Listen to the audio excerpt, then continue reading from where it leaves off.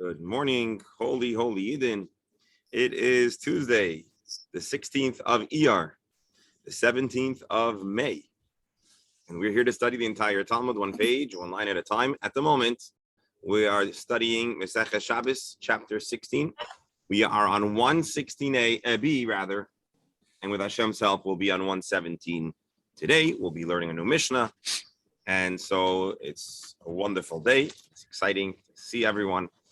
And of course, we dedicate our learning for the good health and well-being with your members of our Chabura and their households, and especially those who we might not always see, but are very essential to the viability and the success of our Chabura. As promised, before we start the next Mishnah, let's take a fast peek in the Code of Jewish Law as he discusses the laws of reading material on Shabbos. I'm going to share the screen. Oh, Rebberal is on. Hashem. So I want to welcome back those who we've missed. Have it back on. And Rebbe Allen, I understand you had a trip to the oil. So you traveled to New York. Yeah. So Allen is, I know we already hit the recording, but Beryl told us about some folks that were left behind. With Allen, Baruch Hashem, it sounds like you avoided being. You didn't go with NPC, Alan? Yes, sure. Hey? Sure. On Sunday? No. We went on, we were there Friday, Saturday, and part of Sunday. No, but because I don't know if you heard about the cancellation of. Yeah, sure. So I don't believe their excuses, Alan. It doesn't make any sense to me, Alan. All right. Anyways, anyway, we won't go there. Let's go study some Talmud. Well, no. We have the recording on, so we could. No, it's okay. I know where to find Alan. No problem. All right, we're going to see an interesting halakha. I just want to point out part of this is going to be based on a Gemara on Kuf Mem Dalet, I think, or something. So some of the ideas we're going to read in the Shulchan Aruch, we have yet to explore in the Gemara, but I think we should take a look now. Zimin Archem Vehechem Lehem Mine Megadim Bikasa Biksav Kama Zimin Bekama Megadim Hechem Lehem. A person has a register, a list of names of people that are coming and stuff to give. Also, the Kroisai b'Shabbos, afilu mukasav al gabe koisal gavoya harbe. You're not allowed to read that list, even if it's high up on the wall. We're not afraid you're going to end up deleting it, erasing it. Mishum gzeira Hashem al yikra b'shit v'hedoites, a concern that we'll end up reading these contracts and business documents. The hainu shtori choyvos v'cheshbonis business documents. Afilu la'ayin b'em le'kriya asu. Aval mchakak b'koisel.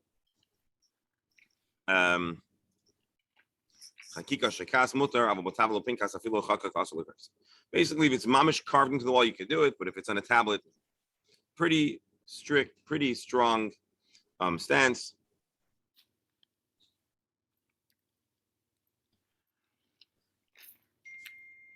I should point out to you that halacha lemaisa, the Taz, the Magen Avram do permit it. But anyways, there's at least a strong svara to prohibit such a practice.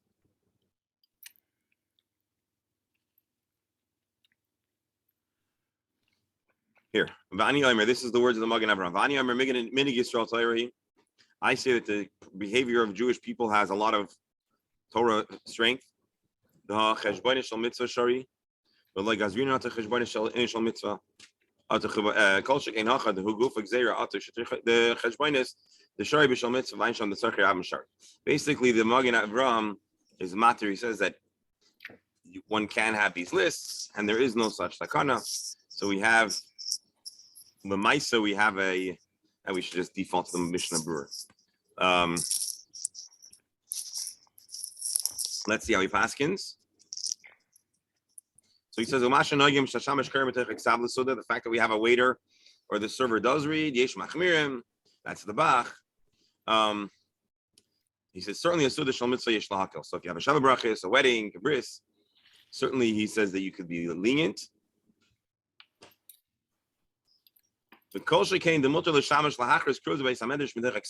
Certainly a person can announce about a simcha shal mitzvah and shul out of a text.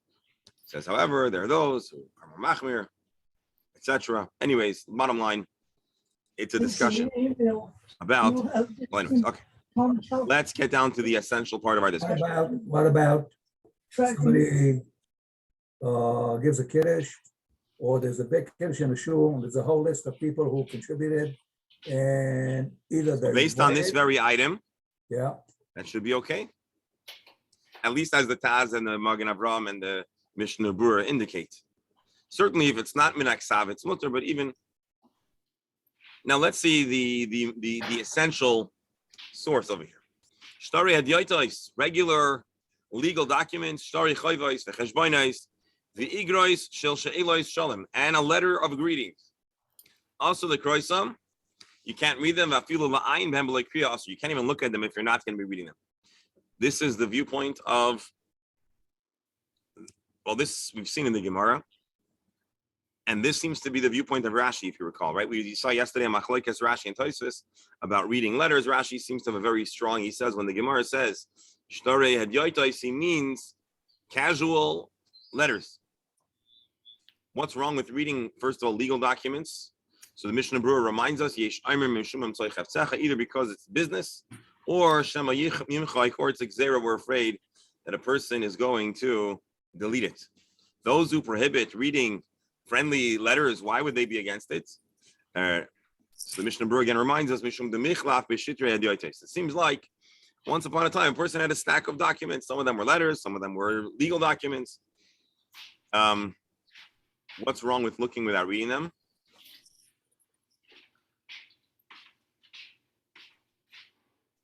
Anyways, doctor? What about a Dvar Torah that's given either by a rabbi, or I'll throw in, or by a bat mitzvah girl after davening? But let's go back to the rabbi. So the rabbi has this printed out in front of him, Mm-hmm. and in order to get people's attention, he begins with something that would grab their attention. Maybe something light, maybe a joke, maybe something like that. Mm-hmm. This suggests what? It's also, or it's This does not suggest it's usher, because that's not a. But we, doctor, do me a favor. Hold the question. It's a good question. okay. No, because we'll see a few more comments. Right. So basically, Rabbi, hold on. We're creating a little bit of a picture of things you can read, things you can read. So far in the you can't read column, based on the Shulchan Aruch, we have you can't read a list of guests. Although I showed you the Magen Avraham and the Taz are matir. You can't have your legal documents or igroi shel shalom. And so Dr. Hammer is asking, where do we draw the line?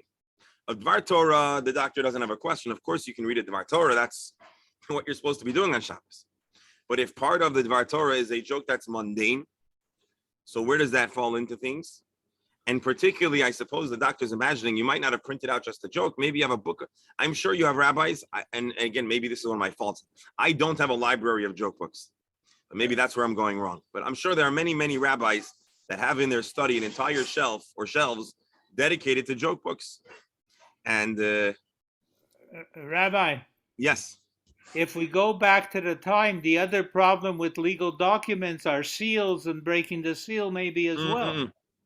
That's not what we've mentioned here. Assuming there are no seals, there's still a concern. The concern is that you might erase or edit or modify what's in the document. But I know that you're allowed to make a campaign and ask for money. You're allowed to ask for money Right. because Even- it's we even saw it in the the Mishnah Berurah. specific It's Shemayim. But you might not be allowed to have a legal document that says that, whatever. So let's see. But you know what? You're right. It's not so simple. There are days that would say you shouldn't talk business, period, even shul business. Say there's no business like shul business. So, all right, let's see the next. You said you had no jokes in your repertoire. I don't. Rabbi, Licorice. Yes. everyone goes to shul to do business. That's the problem. They all talk in shul. That's when they all go communicate. Our rabbi goes, the Sefer Torah is out. Please don't talk.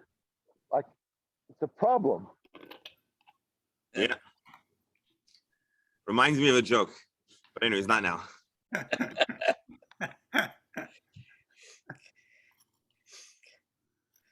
Likrois b'igrois hashalu b'igrois hashaluach. To read a letter that was sent to him, If he does not know the content of the letter, mutter, you may read it. Does this sound like Tosfos we read yesterday? You shouldn't read it with his mouth. You should read it with his eyes. He should read it the way we teach people to read English, not Hebrew. I mean, Lashon Kodesh. But if the letter to be delivered entailed additional Shabbos problematic actions, such as going out of the Tchum Shabbos, ideally, don't touch the letter. But let's say someone has the letter and he comes to you in shul and he said, and there's an Erev and he says, Rabbi, right before Shabbos, my sister-in-law came to town for a visit and she delivered me this letter. Why sister-in-law? I don't know. And here it is. You don't know what's in it. Says the Shulchan Aruch, you're allowed to read it. Why? So the Mishnah Brura is going to remind us of what we read yesterday in Tosfos. The Shema, Yesh Badavar Shu Tzorich Haguf. Maybe there's something of grave importance. And it's not akin to a financial document, because here we're thinking about possibly something that's a whole lot more essential. Maybe you need to send a doctor or medicine or ransom someone out of prison, or I don't know. Or maybe they're being hunted. Maybe they saw a poster of them in a post office. The guy needs to run. Who knows?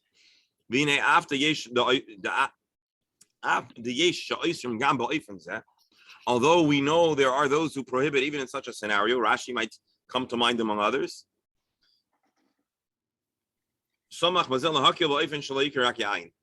as the person is reading with his eyes, there is a nitiya, we incline to be more lenient.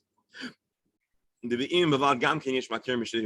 there's even a surah that says to read without reading would be mutter. Now, why something that comes out of the Tchum Shabbos you shouldn't read? Rashi, the Mishnah Brura, Mishum Muksa, Shuvim Mechutz LaTchum. This item was off limits to you because it was outside of Tchum, and so it remains Muksa. Ella, what should you do? Yiftechenu ha'ina Yehudi, have a Gentile open it, have a Shabbos guy, v'hu ya'ayin ba, v'after davar shuvim mechutz l'tchum, kaimel da asulanis memeno mishova b'shiloi. Usually we say that you're not allowed to enjoy something that was brought out of the Tchum. Reading it is going to bring him a degree of pleasure. He's getting regards from long lost friends or family. The reason why with other items we say you shouldn't have anah is because we're afraid you're going to dispatch a Gentile to go fetch you some stuff in the market. Right? The recipient of a letter cannot inspire or instigate the letter to be written. The letter is written and the delivery person is delivering it. This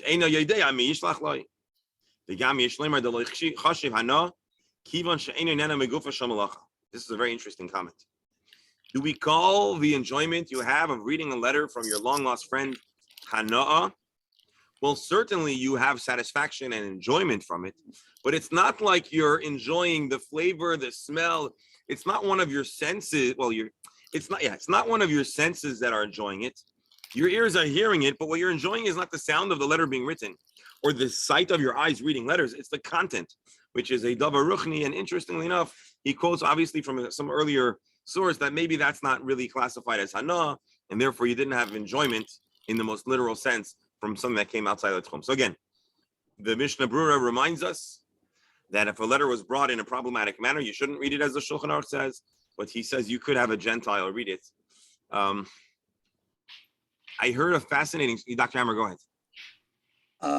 It's an interesting concept because I would speculate from my experience, and correct me if I'm wrong, that the most reading done in Israel is done over Shabbat. Of the weekend editions, you name the paper, and you whatever set number of sections you go from whatever paper, and most people spend part of their time either napping, reading, or both, or learning Torah and going to shul for minyanim. But in one moment, is that problematic? Bringing an article. In one moment, we're going to see. Yeah. Okay. The Shulchan Aruch is going to talk about it.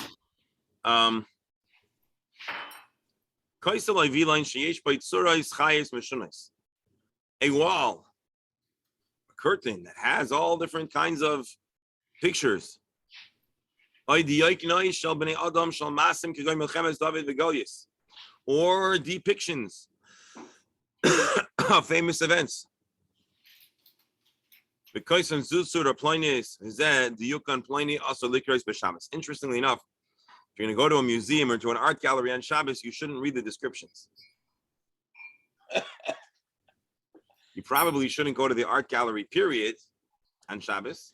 But again, I don't think we're really talking about an art gallery. You're a guest. Your host invites you after Shabbos. Says, I got to show you this. And he shows you his latest collection of art that he has in his, I don't know.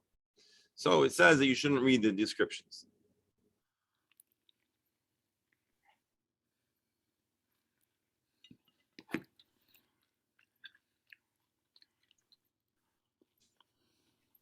Why? Because we may erase them. What? For instance, if there's a gallery and you go and you read the description, you may erase it. No, but you may become accustomed to reading stuff that's secular in nature, and maybe the next thing you know, you'll be reading your contracts, and that's what it seems like. I don't have a lot of background for you on that. Because children today, especially, they have all these books for kids with Hasidic heroes and pictures, and that's what they really read on Shabbos. Rabbi, it's interesting that it says you shouldn't read the description of it. As someone who's a little interested in art, forget about descriptions. If I go to somebody's house and I see a picture, I want to look for the name of the artist. On the picture. Is that reading, to look for the signature of the artist or the date? That's interesting. It's an interesting question. Might be a bigger problem of the subject of the art than the description. That's the point. But if it's a famous rabbi on the wall, you can't talk about the rabbi on Shabbat? Because you saw his picture on the wall?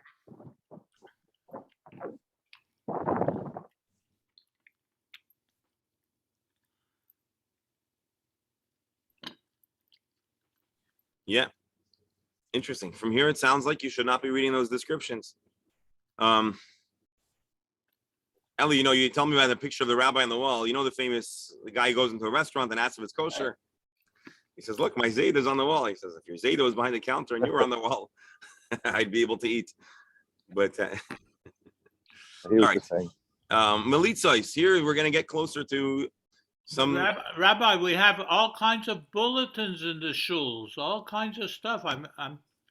So if it's not Soirich Mitzvah, if it's not Jewish business, it's not about the shear or something of that effect.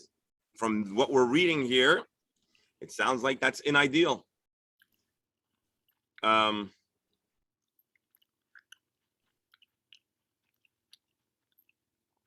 You could have a trip to Israel with the price per person with money marked on it.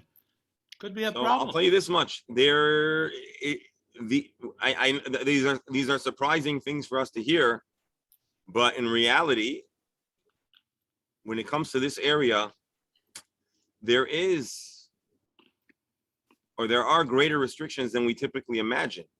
Mm-hmm. But if we remember what the Magen Avraham said, he said Minhag Israel becomes overrides it. And I think in most schools you'll find people reading all the Gilyonos and Alonim that are put out, but those Alonim are usually of Torah subjects. But if they're not, it's an interesting question. As a matter of fact, there's even let's see. We're not done yet. We're going to see more shocking things before we're done.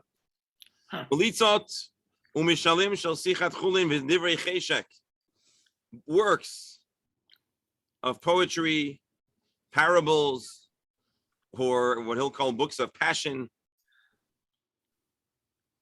and such as Sefer Emmanuel, which was a known work in that time, and similarly books of wars. Also, likros b'em b'Shabbos. They should not be read on Shabbos. We saw this in Tosfos yesterday too. Now here's where we get a. This isn't truth. You shouldn't read these works even in weekdays.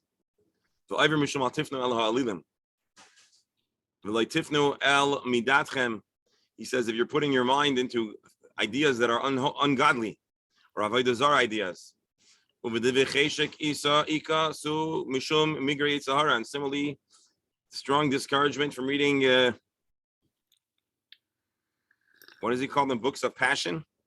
Harlequin romances. Romance, and yeah, so there's a strong opposition in the Shulchan Aruch by the Beis Yosef. Let's see if the Mishnah Berurah has anything to fill us in. Rabbi, I don't understand why they say sometimes you should not or you could not. I don't understand the question. Should not means you shouldn't, but it's not against the law. It's Okay, one may not read, it says. One may not. I think that's but that still is not clear. okay. I'm not sure. If you tell me that if I walk into your shul with a comic book or something, you say you may not, means I could put it down and pick it up later. But you should not means I should put it down and not even look at it. Well, the Shulchan Aruch, I think we could say is talk. It doesn't have a lot of teeth in the enforcement mechanism, but it's informing. Rabbi Yosef Karo is informing his reader what he believes the Jewish lies. So first, just to put our minds at ease, the Mishnah Berurah says, by the way, Ein Bechlal Ze Yosifon, the Sefer Yuchsin, V'divrei Yamim Shel Rikayim V'Shevet Yehuda. He references a number of known works that were probably printed in Hebrew that were not entirely Torah works, but they were works of Jewish history and alike. Shemehem Yilmadu Divrei Musar V'Yira V'Alkein Afilu Ksuvim Balaz Shari. You could read these Jewish adjacent works even on Shabbos. So we said over here that you shouldn't read these books of passion and novels and whatever. And then he says, "V'kol shekein ahoylech letartiyot v'kar kasiyot." The Mishnah Berurah says, and for sure the Chafetz Chaim, remember who's talking, says certainly not to go to theaters. Whatever. So anyways, you get a picture of where they were coming from. Let's see the Rama. V'nira ledaktek hadu asur likros b'sichas cholin b'siforim milchamos hainu dafkim ksuvim b'lashon laz. He says, let's note, the prohibition is only if these works are written in foreign languages, German, French, English. Ama b'lashon hakodesh shari. V'chein nearly milashon shekas v'toises v'chein nagu l'hakabazeh. Very interesting. The Rama says there is a strong inclination to be lenient about works that are written in Lashon Kodesh.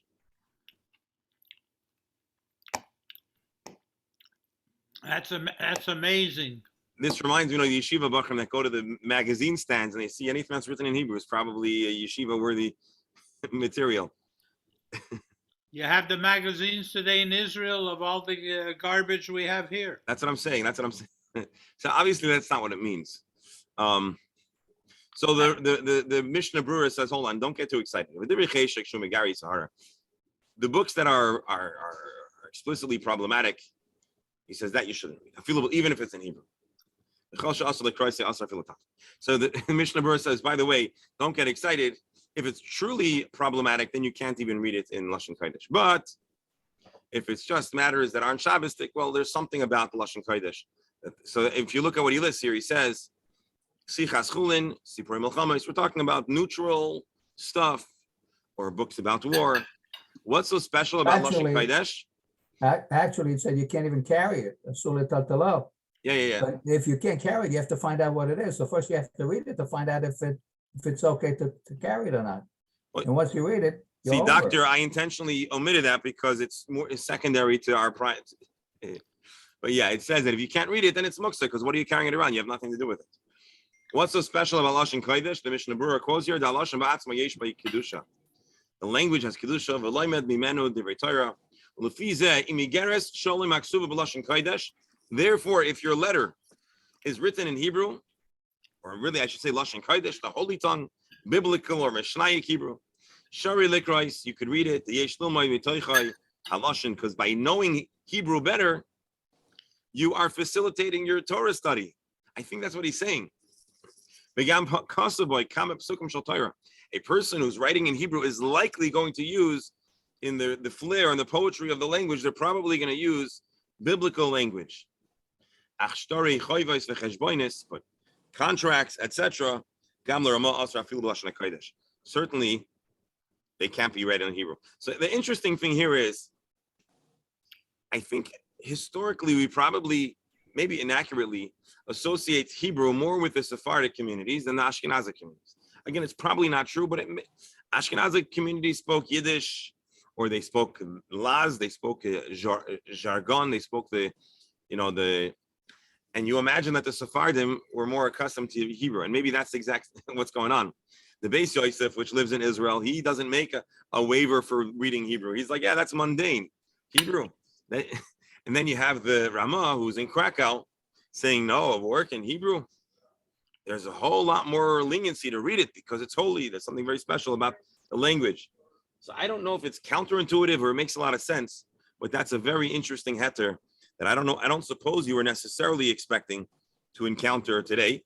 The Kedusha of Lashon Kodesh, making it more accessible on Shabbos. There are Jews for this reason and similar reasons, holy, pre-war, very devout Jews. I believe on Shabbos, they would only speak Lashon HaKodesh and also very limited. Has anyone encountered such a Jew? Anyone here?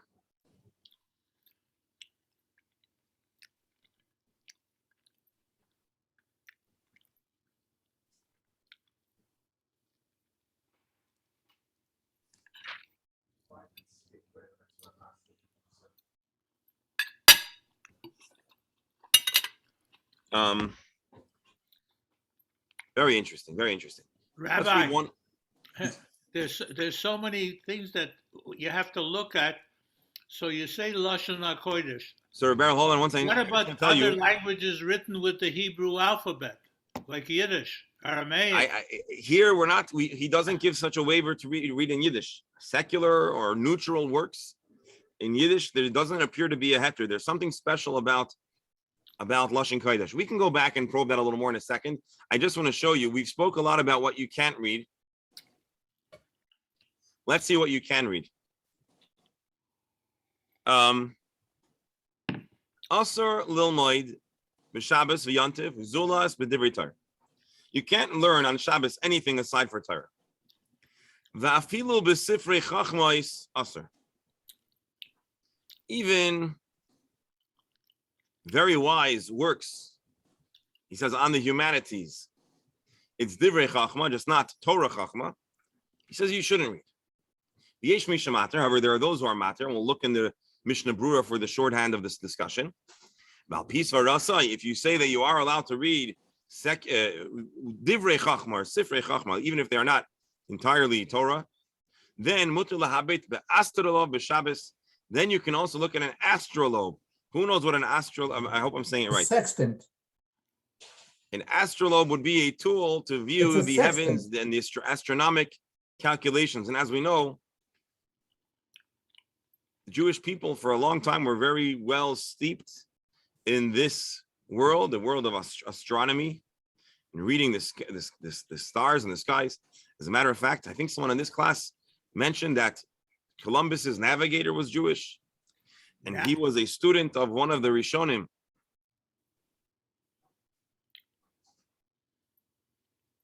Maybe he was an Achron, but anyways, he was a student of a Torah scholar who was also a master of. Who showed it to us? Was it Dr. Stamler? Someone. Yeah, I saw it on Google. Anyways, I think I posted it. So this is very interesting. So what can you read? Well, you can certainly learn Torah. So can you read one of the alonim that they put out in the shuls in Israel on Shabbos? If it's Torah, yeah. And I imagine you could read the nice story with a with a Musar Haskel, with some kind of a lesson. Let's read the Mishnah Brura real fast. Or the Mishnah Brura is no softy when he's not afraid to say you can't read something, but here he strikes a more lenient that you could read other Sifrei Chachma v'Kasav.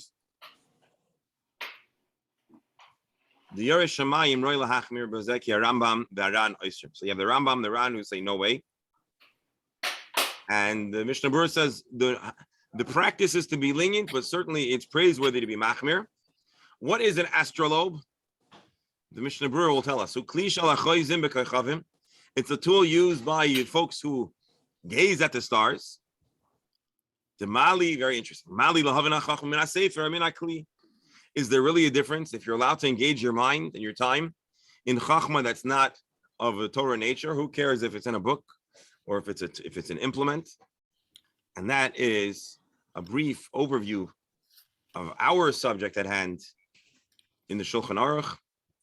Grave restrictions on what one can read on Shabbos. Much of the basis of those prohibitions have to do with the concern that will come to read business documents. And in that itself, we had two potential problems. Either you might come to edit your business documents, or the verse, business is off limits according to the Jewish tradition on Shabbos. Now, let's just take a look for fun in the Kaf HaChaim here. Toiv lilmoid b'Shabbos, Kabbalah. Ideally, you should learn Kabbalah on Shabbos. Why should you learn Kabbalah on Shabbos? Jewish mysticism. Ki HaKabbalah ba'olam hatzilus. Because Kabbalah, matters of the esoterics, belong in the highest of spiritual worlds. Asher hu mashpia b'tachtoinu b'yom HaShabbos. And uniquely on Shabbos, the world is associated with a much more spiritual and the highest degrees of Kedusha. In the description of our sages, the world of Atzilus, again, one of the four mystically described worlds, is entirely holy. And this is Shabbosdik. There's no klipa, it's all holy. And Shabbos is a day that's kuloi la Hashem. And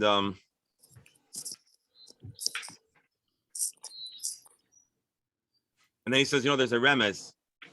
We say in Tehillim, Ishtachavu la Hashem, Bahadras Kodesh. Right? We say this. It's in Tehillim. We say it in Kabbalah Shabbos. It says, look at the Rosh Tevis. Hey, Lamed, Beis, Kuf. That's Kabbalah. That tells us that Kabbalah is connected to Atzilus, and that's the day of Shabbos. Shabbos is called Shabbos Kodesh. Our whole world, our whole existence is elevated on Shabbos. Now, what do you do if you don't know Kabbalah? If you don't know Kabbalah, you could read the Zohar or other Kabbalistically Zohar-related works. Or you could learn Chassidus. So if you hang out in a Chabad shul and you wonder why they're teaching Chassidus, especially on Shabbos, now you have it. It's printed in the Shulchan Aruch. Here you got it. I mean, not in the actual text of the Beis Yosef, but in the commentaries that are connected to the Shulchan Aruch. Well, that was quite a lengthy detour on the subject to close out our discussion about what can be read on Shabbos. But we had one question. Roberto, you asked a question? I'm trying to remember. I cut you off. What did we say? No, because I was just thinking in Orthodox synagogue, sometimes we have things completely out of whack. Politicians, a rally, political. You walk by the corridors on Shabbos. It's really, I didn't realize one should be concerned.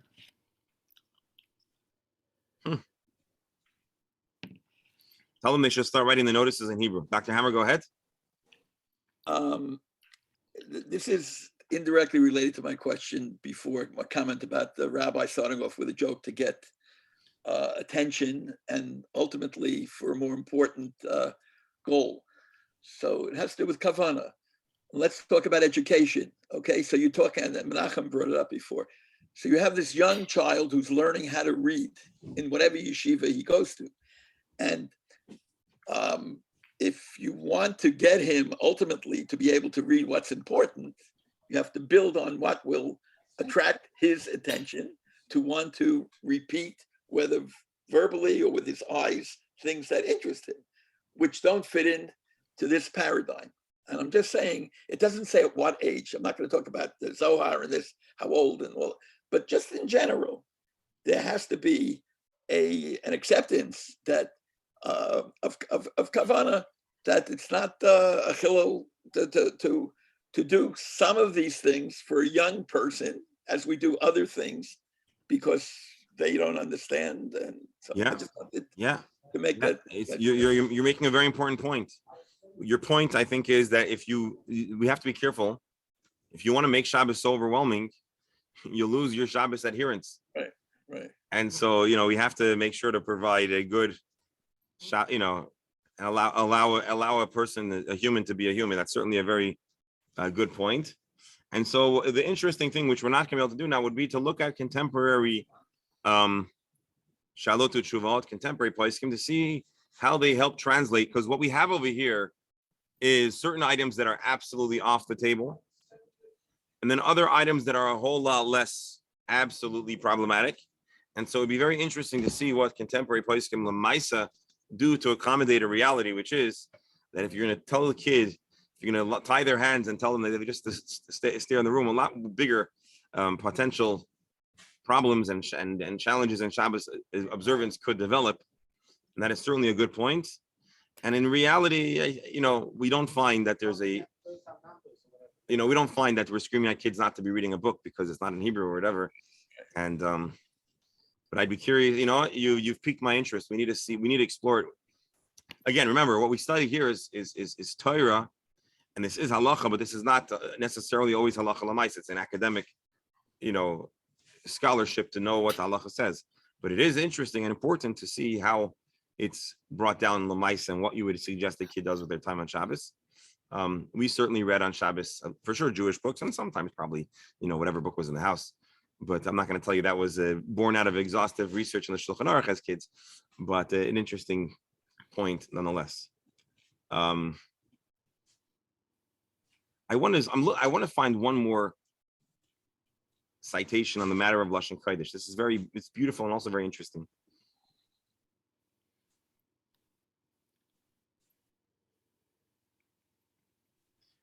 So basically, you have a little bit of a war going on over here about how likely we are to embrace a license to read Lashon Kodesh. The Ramah says yes. The Mishnah Berurah, the Shulchan Aruch doesn't mention it. I think the Taz does not accept this heter. The Taz does not accept it.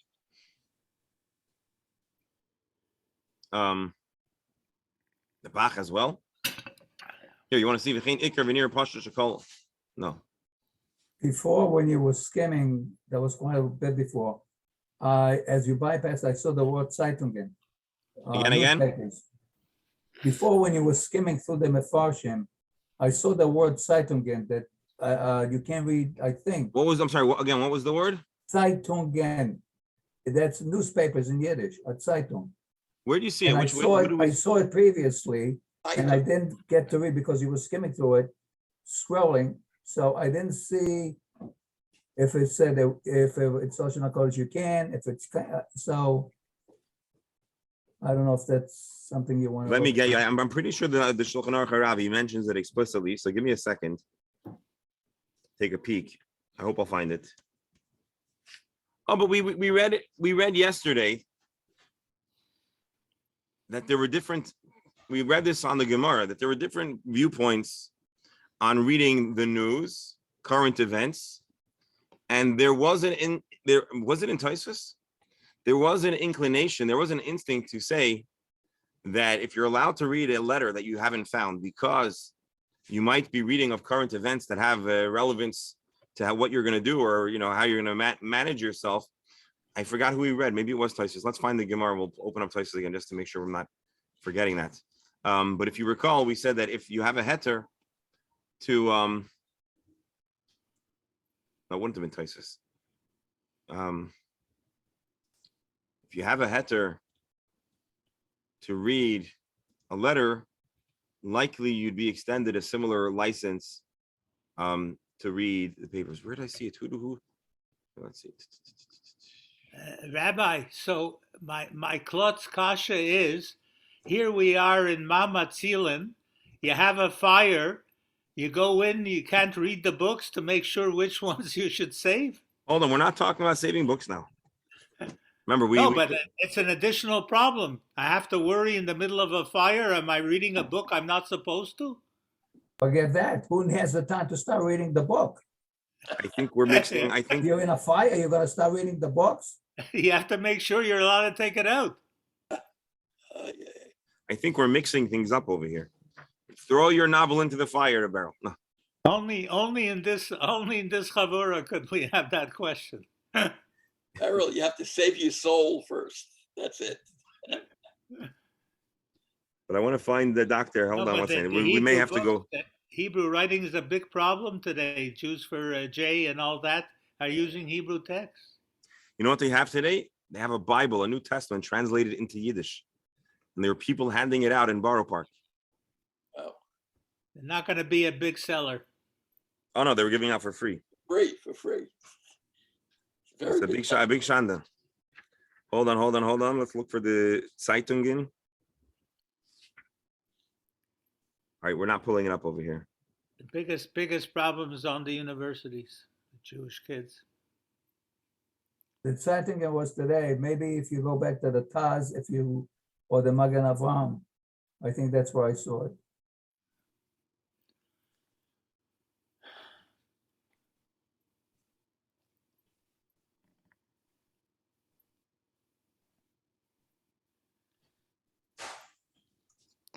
Can you do a word search? When you're not, I mean, I could, but not. I don't think we can do it here. When you're in law school, I'm sorry, not law school, a medical student, can they review their medical works on Shabbos? I would say so, because it's an issue of pikuach nefesh. It's pikuach nefesh. If you fail the test, your mother will kill you. No, but you never know. If you read information that an hour from then may save someone's life. So that brings up an interesting question. Pikuach nefesh. Could he say, I'm reading the book because maybe 5 years from now somebody will come in with this disease and I'll save them? So it's going to be connected to the machlokas that we have over here of if you can only read Sifrei Torah or Sifrei Chachma, right? You saw this also on Shabbos, Zulas B'Divrei Torah, Yesh Mishamater, Sifrei Chachmos, and the Balatanya, the Shulchan Aruch Harav, and the other later sources more clearly. He says like this: there are those that prohibit reading anything that's not Torah v'yirat shamayim. Dr. Hammer, I think this answers your question about the joke. The joke of the sermon is part of yirat shamayim to get the person to be more receptive to the words of. But that initial opinion, which I think we said was the Ramban. So. When it comes to the astrolabe, why is there even a question? It's not a question of reading. You don't read it. It's not words. Those are signs. I mean, it's a mathematical instrument. Right. So let me read for you. I want to read for you the language of the Shulchan Aruch Harav. Maybe it'll answer the question of the medical student, and maybe it'll answer the question of the astrolog or whatever, or astrolabe, and then we'll go into our new mission. Yesh Matirim.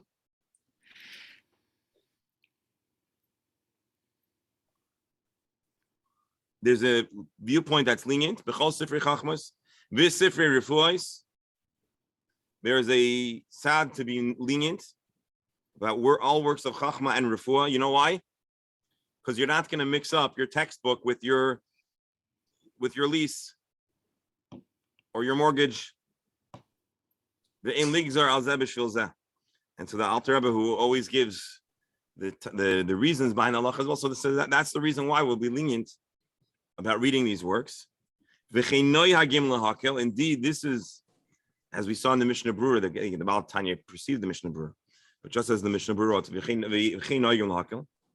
well, the Fiz Varzu, he says you're allowed to look in the tool. So the medical student should hope to follow the Yesh Matirim, V'chein Noyagim of the Shulchan Aruch, the Mishnah Berurah, the Ramah. And so, right, I think it was the Ramah who said it, right? Yeah, it was the Ramah.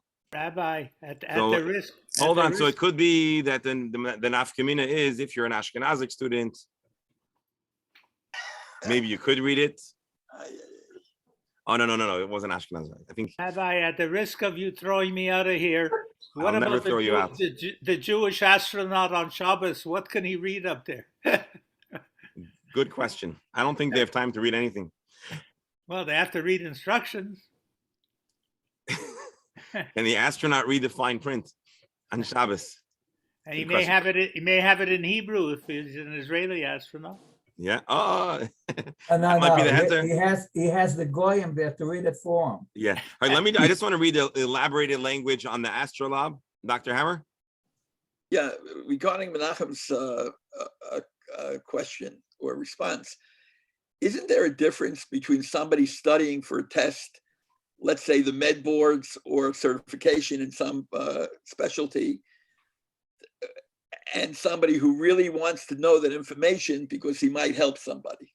Because if you say the former, all these kids who are very competitive for whatever reason spend a lot of time on Shabbos studying, and it doesn't have to be medical stuff or scientific stuff.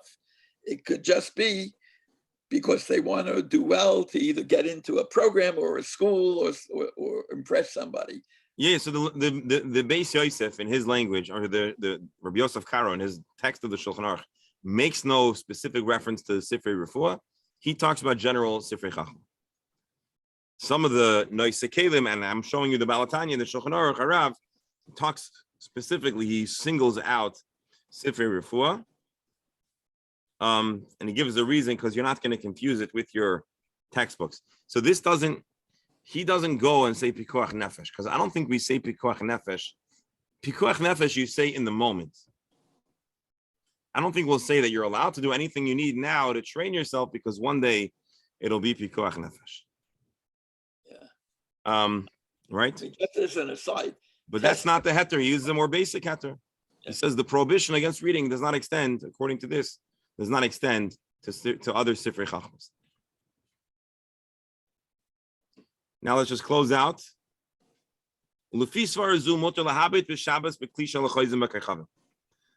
Based on this, a person who should be allowed to look at the different implements used to view, to track, to measure the stars, to move it around, and to carry it, just as you're allowed to carry these other books of Chachma, textbooks, and the Ma'afresh bin Kosov Rosham Be'et Barzel Beluchais. What's the difference if it's written on paper, pencil, or on a metal implement, or on a copper tablet or a brass tablet? Basically, he's saying that they look very different, but they are both items that convey Chachma. And they should be equally permitted and not muksa. And he says, even though there is a problem, take a look at these tools. They're made of components that could come apart, and they may need fixing. And if you put the pieces back together, maybe that's boina. Says it's not boina because they are made to be loose and flexible and movable. So when you tinker with the tool, you're not building it, you're managing, you're using it, you're manipulating it. Anyways, this concludes our lengthy discussion about reading material, about contracts, which of course is introduced to us. Excuse me. Which was introduced to us kind of as a tangent on the discussion of not being allowed to read Ksuvim. And one of the reasons why we said you can't read Ksuvim was so that we'll have a Kal V'chomer. If you're not allowed to read even holy writings, certainly you shouldn't be allowed to read other more mundane writings, right? That was the whole thought process. You remember that was the Gemara said, but you're not allowed to read Ksuvim, but Kol Shekin Shtari had Yoitais. Then we had Rashi who translates Shari Hadyoitos as Igrois Hashluchos, legal documents and letters. And we had Tosfos' emphatic rejection of Rashi's interpretation, saying that the reality is that we do read these letters. And Tosfos gives a primary heter if you don't know what's inside it. Maybe it's very important. But it seems like there's even space for leniency if you do know what's inside it.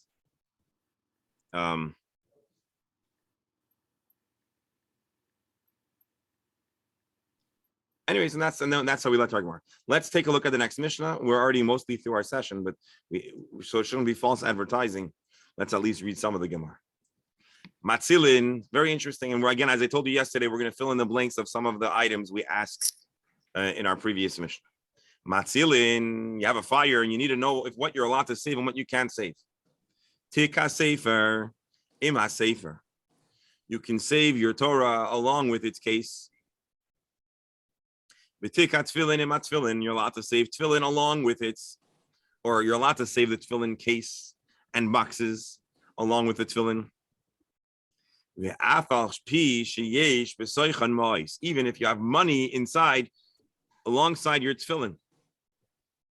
Interesting. I remember when we were learning Hilchas Tefillin before our bar mitzvah, they told us that you're not allowed to put mundane, non-holy items into your tefillin bag unless you make a tanai before you start using it that you're going to put other items inside your tefillin. So it's good if you learn that before your bar mitzvah. So you say, of course, I'm going to make a tanai. And in the course of my Chabad rabbinics, sharing tefillin with people, sometimes they want to give tzedakah, and I don't have a pushka with me, and they'll put it in the tefillin bag. And so I'm reminded of the tanai I made long ago when I got my tefillin, that you're allowed to put money into the tefillin bag. When I was a kid, I never imagined that money would go in the tefillin bag, but sometimes people want you to put something in the pushka, and you know. Anyways, so the Mishnah here seems to be indicating that you might have money in your tefillin bag. Well, the Gemara is going to talk more at length about, well, anyways, where should you bring these items? You're running from the fire. What do you do with them? And where are you allowed to save them? The mavai she'enoi mifulash, to an alleyway that's not open.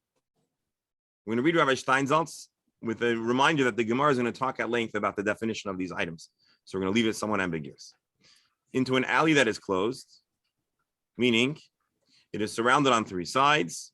Biblically, it is considered a Rishus HaYachid. You're even allowed to bring it into an open alleyway, which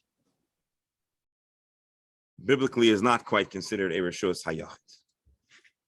And so again, here's our Mishnah. Here's our Mishnah. You can save the most holy of items along with its accessories. Even if there's money inside, you don't have to take it out. That's at least what our Mishnah sounds like saying now. You don't have to go, the fire is raging and you go into the burning building and you want to save your Torah and the tefillin, and while you're there, you know, take it, you don't have to go sort through it. We're saying you don't have to do that. And then what is the circumstance? Where are you saving it? Where are you allowed to carry? If a machlokes, either a mavai she'enai mefulash, a mavai that's closed, mostly, which is biblically a Rishus HaYachid, and Ben Beseir is even more lenient. What these words mean and how to define them, we're going to spend a good bit of time in the Gemara, and it's a good preparation for the next Masechta, Eruvin. Rabbi. Yes. Now that we're talking about money, how do we deal with a fire with things that wouldn't get destroyed? Let's say the money is coins. The fire is not going to destroy it. I think more the issue is that money is muktzah. And so do you have to take the time to take it, get it out of it, take it out or not? And what's clear is that you'll be allowed to carry something, even though it is a basas ladavar ha'asar, it's also carrying around something that's muktzah. Let's take a fast glance in the Gemara. And Rabbi, it's too interesting a subject to go back to the Talmud itself. I imagine in Israel, when they train firefighters, do they go into this area at all? I suspect not. Even if they're in Bnei Brak or whatever? I have no idea. But I do want to tell you, we have only a few more minutes and I want to look at the Gemara, but I recently heard a very interesting story. We're talking about a Shabbos guy and a firefighter. So in America, you don't really have a religious fire department very much, except probably one or two or three exceptions. And one of them is Kiryas Yoel in Monroe, where the Satmar community created its own municipality, and they have the ability to vote in and hire and retain whoever they want. So apparently their firefighters are Haredi Satmar Jews. And they're fired. I think their police department maybe too, and probably also the school district, which is one of the big issues, which is a big issue. But anyways, so if you're a from firefighting department, you need to hire a Shabbos guy because even though you're allowed to put out fire, but there are probably matters that are not matters of pikuach nefesh. And so apparently there was a Gentile from the area that became the Shabbos guy for the fire department. And after a few years, he fell in love with Yiddishkeit. He ends up converting. And it's a longer story than that. But They have to find a new one. Yeah. so they lost their Shabbos guy. I don't think they were happy. Like, yeah, you think you're going to upgrade to a Shabbos guy. All right, let's take a look at the Mishnah real fast. Taner Rabbanan. So our Gemara, we're not going to have time to do the whole analysis. The Gemara is going to talk about a very separate discussion. This is a discussion about how to do the Karban Pesach on Shabbos. And there's a machloikas about the extent of how much skinning you're allowed to do in order to enable you to do other parts of the Karban Pesach that are needed to do on Shabbos. Because remember, Erev Yontiv is Shabbos. So when do you bring the Karban Pesach? B'Yud Dalid, you bring the Karban Pesach on Erev Pesach. When do you eat the Karban Pesach? Only after sundown. And so we're going to talk about a machlokes about how much handling you're allowed to do on Shabbos. And the Gemara is going to draw an analogy between this halacha and our question of saving a Torah with its cover or a tefillin with its cover. So let's take a look. Taner Rabbanan. Sages teach on the mission and a brayso. Our boss or shecholi is b'Shabbos. Erev Pesach is Shabbos. Lafshitin esa Pesach. You skin the Paschal offering ad hachaza until the chest, halfway. Divi Rabbi Shmuel. Let's read Rashi so we know what it means. Maschil miraglav. The way skinning works is you start from the feet, from the back hindquarters. Ad hachaza. So you skin the hindquarters all the way to the chest, meaning that the entire belly is now exposed. Which allows you to take out the innards and the fats that need to be extracted on a Karban Pesach. The burning of these fats and parts of the animal is allowed to be done on Shabbos. But the remainder of the skinning does not facilitate something that may be done on Shabbos and that's something that needs to be done on Shabbos. And so you skin halfway, and then after Shabbos is over, you do the remainder of the skinning. That's what it means. This is the first viewpoint in the Brayso. Karban Pesach, it's Shabbos. Erev Yontif, you skin it halfway. The Chachamim say no. Mafshitin es kula, you do the whole job. You don't do a half. You don't do it piecemeal. So the Gemara says, the more strict opinion, the opinion of Rabbi Shmuel, who says you skin halfway, I get it. You're being Mechalo Shabbos, you're skinning the animal, but it's L'tzoyrech Gevoya, it is to facilitate something that is for the base of English, for the Eibush of Hashem. My time, and why are the rabbis lenient and allow skinning even for something that's only makes your life easier? So Rabbi Bar Chana teaches us a teaching of Rabbi Yochanan. Why would they be matir to skin the whole thing? The verse says, Kol Pa'al Hashem L'manehu. Let's get the exact translation. All that the Lord has made is for his sake. Everything is for Hashem. What does that mean? L'manehu l'chvoidai. You got to do this Karban Pesach in an honorable way. An honorable way means to properly skin the animal, not to leave it halfway. That would be disrespectful. Remember, the Karban Pesach is a mitzvah. And so you got to do it right.